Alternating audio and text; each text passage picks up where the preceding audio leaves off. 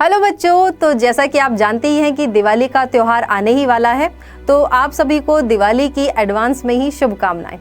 बच्चों, ये जो त्यौहार हैं वो हमारे जीवन में खुशियां तो लाते ही हैं, साथ ही साथ हमें इनसे शिक्षा भी लेनी चाहिए।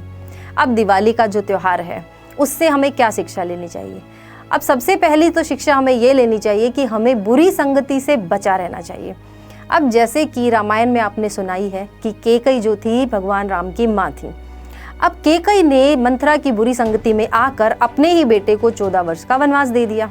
ठीक है, तो बच्चों इसी तरह जब आप किसी बुरी संगति में रहते हो तो आपको ये लगता है कि हम तो सिर्फ उस बुरी संगति में रह रहे हैं, हम कोई बुरा काम थोड़ी कर रहे हैं। लेकिन धीरे धीरे उस बुरी संगति में रहते रहते आप बुरे काम भी करना शुरू कर देते हो, क्योंकि जैसी आपकी संगत होती है वैसा ही धीरे धीरे आप बनने लग जाते हो।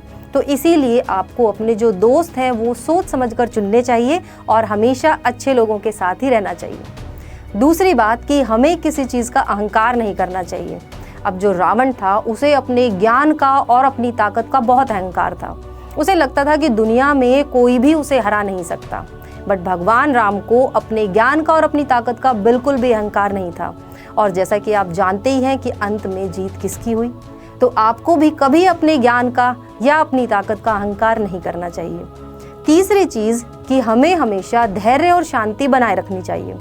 अगर कोई मुश्किल सिचुएशन आ भी जाती है तो उसमें बिल्कुल नहीं घबराना चाहिए। मान लो जैसे आपका कोई टेस्ट हुआ है या आपका कोई एग्ज़ाम हुआ है जिसमें आपके कम नंबर आ गए, तो भी आपको धैर्य और शांति रखनी है और कड़ी मेहनत करनी है अगले आने वाले एग्ज़ाम के लिए। ठीक है, तो ये जो त्यौहार है इनमें खुशियाँ मनाइए और साथ ही साथ इनसे शिक्षा भी लीजिए। बुरी संगति से हमेशा बचे रहिए, कभी भी अहंकार मत करिए और हर सिचुएशन में धैर्य और शांति बनाए रखिए।